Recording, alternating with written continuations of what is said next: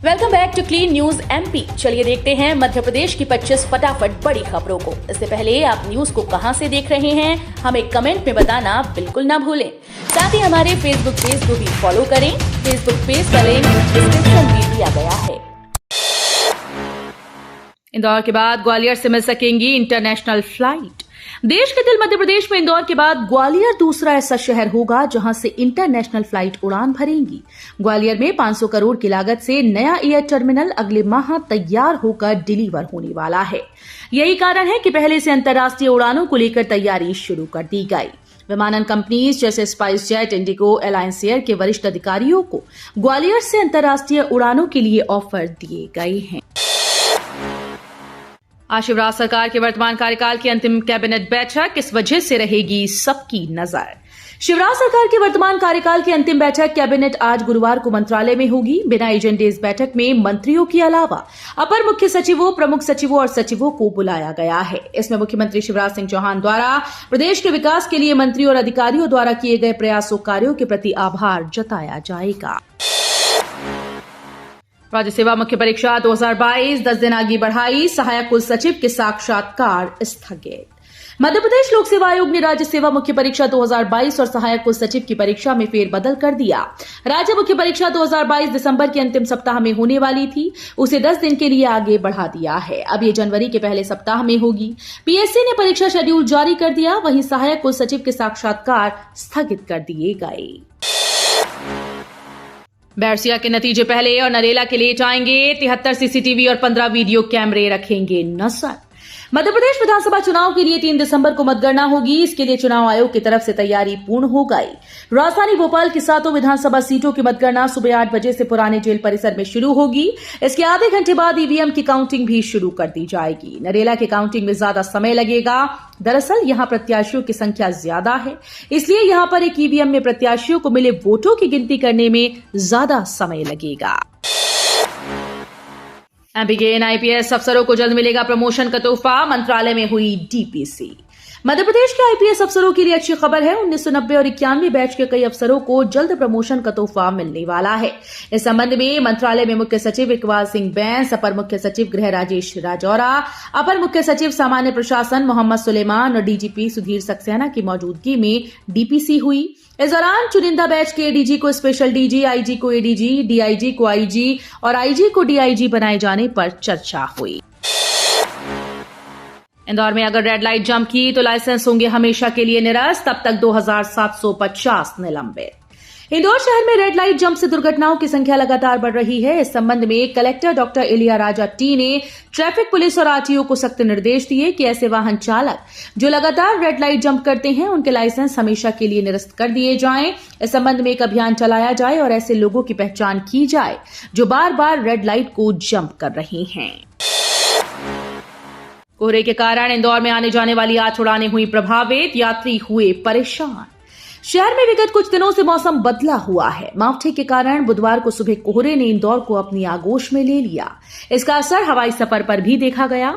सुबह आधा दर्जन से अधिक उड़ानें कोहरे की वजह से प्रभावित हुई। विमानतल के अनुसार बुधवार सुबह कोहरे के कारण छोटे विमानों को उतरने और लैंड करने में परेशानी हुई। दृश्यता 1000 मीटर से कम होकर 400 मीटर रह गई।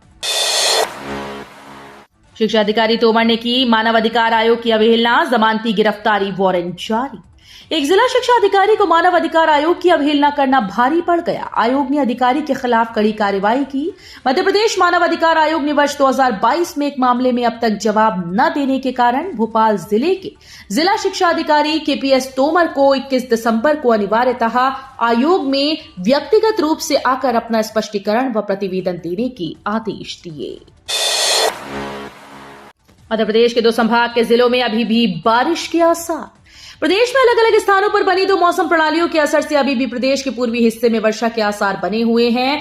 मौसम वैज्ञानिकों के मुताबिक नर्मदापुरम और जबलपुर संभाग के जिलों में वर्षा होने के आसार हैं।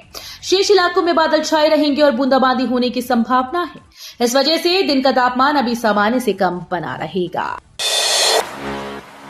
इंदौर के चिड़ियाघर के नन्हे विदेशी परिंदों को गोद लेगी राउंड टेबल संस्था।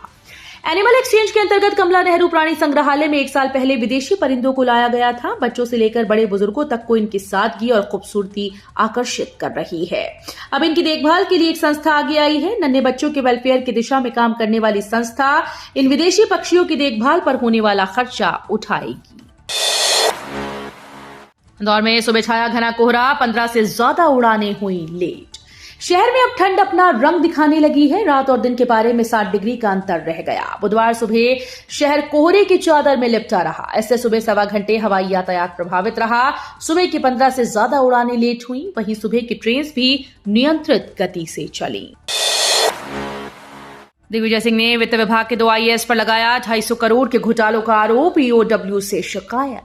पूर्व सीएम दिग्विजय सिंह ने ईओडब्ल्यू के डीजी को दी शिकायत में लिखा कि उनको 2 भारतीय प्रशासनिक सेवा के अधिकारियों की शिकायत मिली।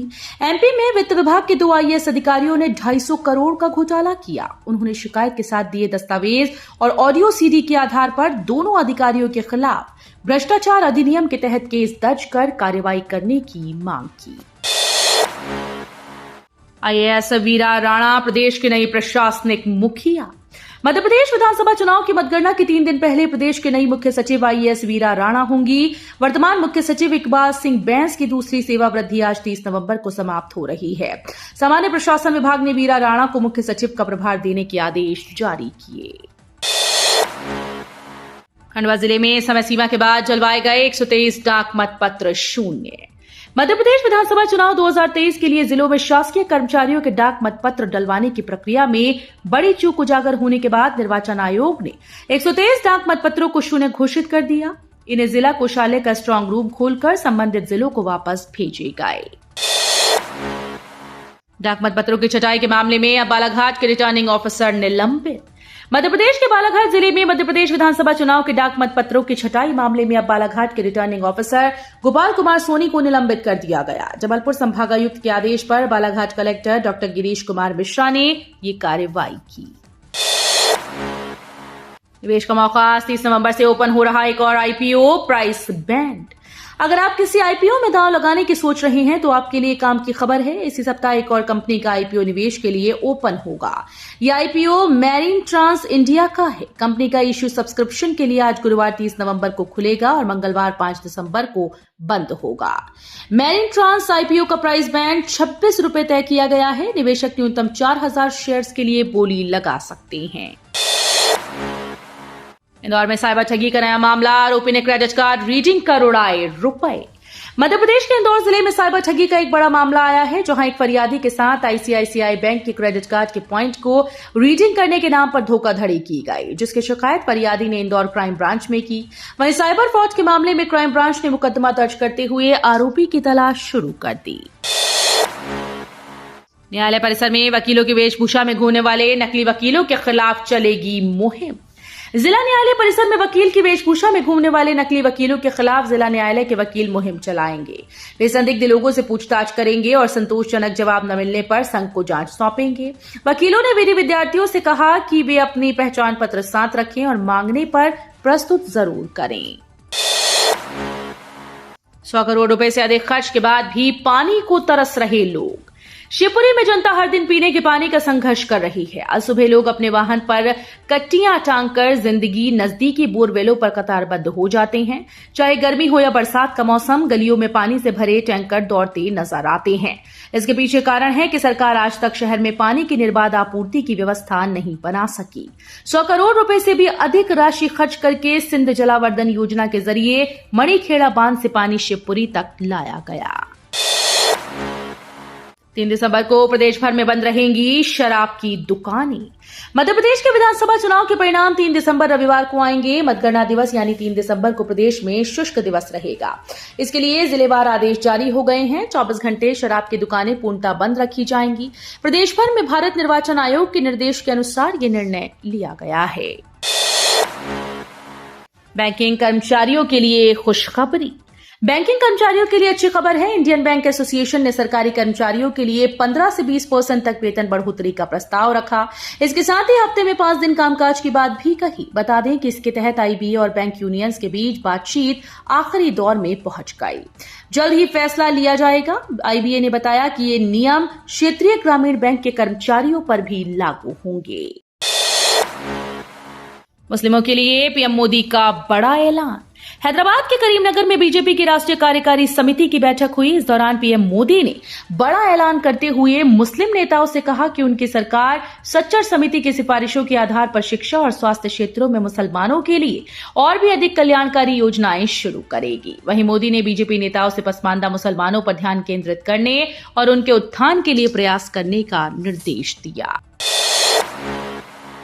भारतीय नौसेना की ताकत में होगा इजाफा। सरकार ने दूसरे स्वदेशी विमान वाहक पोत को दी मंजूरी।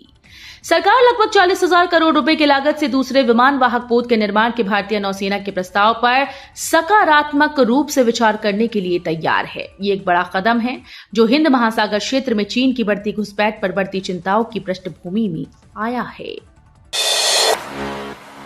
5 वर्षों तक चलती रहेगी गरीब कल्याण अन्न योजना। केंद्रीय मंत्री अनुराग ठाकुर ने बुधवार को सरकार की ओर से लिए गए अहम निर्णयों की जानकारी दी। केंद्रीय मंत्री अनुराग ठाकुर ने बताया कि गरीब कल्याण अन्न योजना 1 जनवरी 2024 से अगले 5 वर्षों तक के लिए बढ़ा दी गई। अंत्योदय परिवारों को प्रतिमाह 35 किलो खाद्यान्न वितरित किया जाएगा। योजना से 81 करोड़ से अधिक लोग लाभान्वित होंगे। आगामी 5 वर्षों में योजना पर 11 लाख करोड़ रुपए से अधिक का व्यय किया जाएगा। मोदी कैबिनेट का बड़ा फैसला। अब गांव-गांव में दीदी उड़ाएगी ड्रोन। 2161 करोड़ रुपए होंगे खर्च। केंद्रीय मंत्रिमंडल ने 2 वर्षों के लिए 15,000 महिला स्वयं सहायता समूहों को ड्रोन उपलब्ध कराने की एक केंद्रीय योजना को मंजूरी दी। परियोजना का खर्च 1,261 करोड़ रुपए होगा। सूचना और प्रसारण मंत्री अनुराग ठाकुर ने बताया कि प्रधानमंत्री नरेंद्र मोदी की अध्यक्षता में हुई मंत्रिमंडल की बैठक में इस संबंध में निर्णय किया गया। तो ये थी आज की 25 फटाफट बड़ी खबरें। अगर आपको न्यूज पसंद आई हो तो वीडियो को लाइक और शेयर जरूर करें। धन्यवाद।